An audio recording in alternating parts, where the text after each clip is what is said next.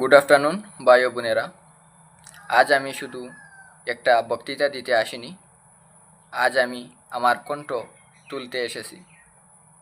শুধু এসএসসি পরীক্ষার্থীদের জন্য নয়, প্রত্যেক ভারতীয় নাগরিকের জন্য যারা এখনও ভারতের সংবিধানে বিশ্বাস রাখে। আমরা কেন প্রতিবাদ করছি? কারণ আমাদের ঠকানো হয়েছে। পরীক্ষা হঠাৎ বাতিল, 500 কিলোমিটার দূরে সেন্টার দেওয়া, সার্ভার ক্র্যাশ, মাউস কাজ করে না। আর যখন ছাত্রছাত্রীরা প্রতিবাদ করলো তখন তাদের মারধর করা হলো, লাঠি দিয়ে মারা হলো, পুলিশ মারলো।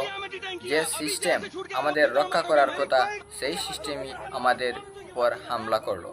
পুলিশকে মনে করিয়ে দিচ্ছি, সরকারকে মনে করিয়ে দিচ্ছি, আর্টিকেল 19 বলেছে সব নাগরিকের বাক স্বাধীনতা ও মতপ্রকাশের স্বাধীনতা আছে।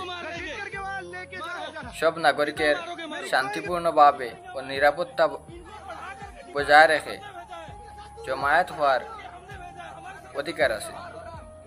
टीचर गिरफ्तार करके आपने बस में बैठाया, ये भारत का संविधान पढ़ाता है क्लास में और बच्चे से कहता है कि आर्टिकल नंबर 19 संविधान का अनुच्छेद 19 आपको यह अनुमति देता है कि आप इस देश में कहीं एकत्रित हो सकते हैं। आपने संविधान 19 को, संविधान के आर्टिकल 19 को वहां पर खत्म करके टीचर को घसीट करके बस में डाल दिया।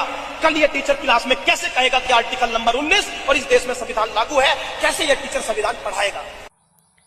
আমরা তো অস্ত্র নেইনি, আমরা কলম নিয়েছিলাম, অ্যাডমিট কার্ড নিয়েছিলাম, আশা নিয়েছিলাম, তবুও আমাদের মারা হলো। পুলিশের কাজ কি? আইন শৃঙ্খলা রক্ষা করা, কিন্তু এই ঘটনার ক্ষেত্রে পুলিশ আইন ভেঙেছে।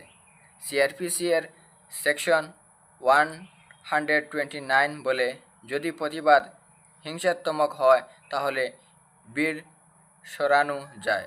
কিন্তু এই প্রতিবাদ কি হিংসাত্মক ছিল? কোনো আগুন, কোনো ভাঙচুর কিছুই তো হয়নি, তবুও লাঠিচার্জ। এটা আইন নয়, এটা অত্যাচার।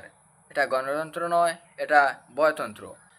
সম্মানিত শিক্ষিকা, লক্ষ লক্ষ ছাত্রছাত্রীর গাইড নিতু ম্যামকে বিনা নোটিশে আটক করা হয়েছে। তিনি কোনো হিংসা করেননি, তবুও জোর করে নিয়ে যাওয়া হলো। এই আদেশ কে দিল?